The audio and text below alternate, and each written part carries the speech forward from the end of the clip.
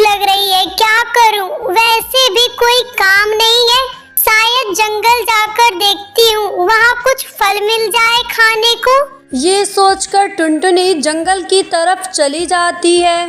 टुनटुनी बहुत ही गरीब चिड़िया थी। उसके माता पिता की मौत सड़क दुर्घटना में हो गई थी। टुनटुनी के माता पिता सेठ कालू कौवे के घर पे मजदूरी का काम किया करते थे, इसलिए कालू कौवे ने पूरे गांव के सामने अच्छा बनने के लिए टुनटुनी को अपने घर में रख लिया।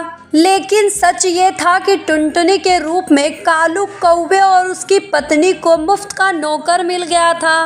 कालू कौवे की पत्नी सुंदरी कौवी टुनटुनी से दिन भर घर का काम करवाती और 2 वक्त खाने के नाम पर उसे घर का बचा खुचा खाना दे दिया करती थी। कभी कभी तो थालियों की जूठन भी पकड़ा दिया करती थी। लेकिन इस समस्या का एक हल था टुनटुनी के पास। उसे जब भी भूख लगती वो घने जंगलों में पहुंच जाती थी और वहां पर खाने के लिए कुछ न कुछ मिल जाता था। उस दिन भी ऐसा ही हुआ। अरे वाह, ये आम कितने मीठे हैं। ऐसा करती हूँ, 1-2 आम तोड़ लेती हूँ और शाम को इसे खा लूंगी।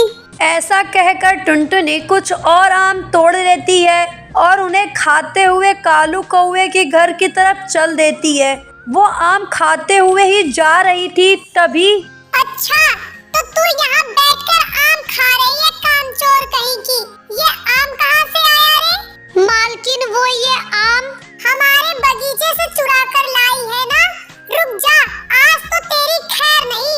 सुंदरी कौवी ने टुनटुनी को पूरी बात कहने ही नहीं दी और उसे लेकर कालू कौवे के पास गई। देखो जी, मिल गई हमारे आमों का चोर। ये घर का काम छोड़ के हमारे बाग से आम चुरा के खा रही थी। नहीं मालिक, मैं ये आम नहीं चुराई हूँ, मैं तो जंगल से लाई हूँ। चुप हो जा नमक हराम कहीं की। तेरा कोई नहीं है ये सोचकर तुझ पर तरस खाया था हमने, लेकिन सच है तुम जैसे फटीचर लोग कभी किसी के नहीं हो सकते।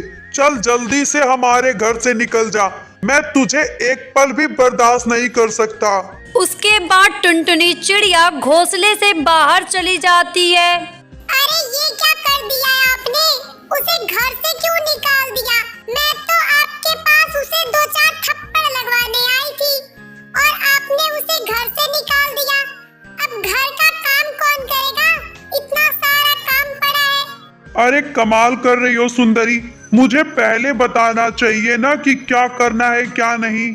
अभी तो घर से बाहर निकाल दिया है तो अभी बुला नहीं सकते, और ससुरी वैसे भी अनाथ है, 1-2 दिन में खुद पे खुद वापिस आ जाएगी जब पेट में भूख की आग लगेगी। सुंदरी कौवी कालू कौवे से बहुत ही ज्यादा गुस्सा हो जाती है और मुंह फुलाकर बैठ जाती है। सुंदरी कौवी और कालू कौवे को यही लगता था कि टुनटुनी 1-2 दिन में वापिस आ जाएगी, लेकिन टुनटुनी के साथ जो होने वाला था वो कोई सपने में भी नहीं सोच सकता।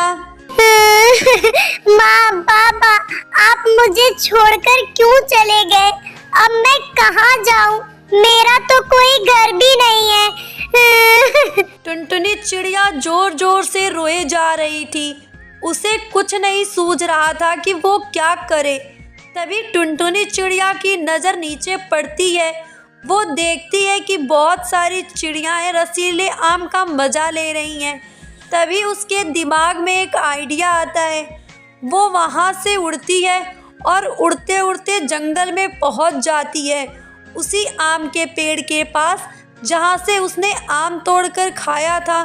तभी आम भाई, एक तुम ही हो जिन्होंने बिना मुझे मारे और बिना अपना काम कराए फल को खाने को दिया है। क्या आप मुझसे दोस्ती करोगे? टुनटुनी के ऐसा कहते ही आम की डालियां जोर जोर से हिलने लगती हैं और वहां एक तेज हवा का झोंका आता है, जिससे आम के नीचे की सारी पत्तियां हट जाती हैं।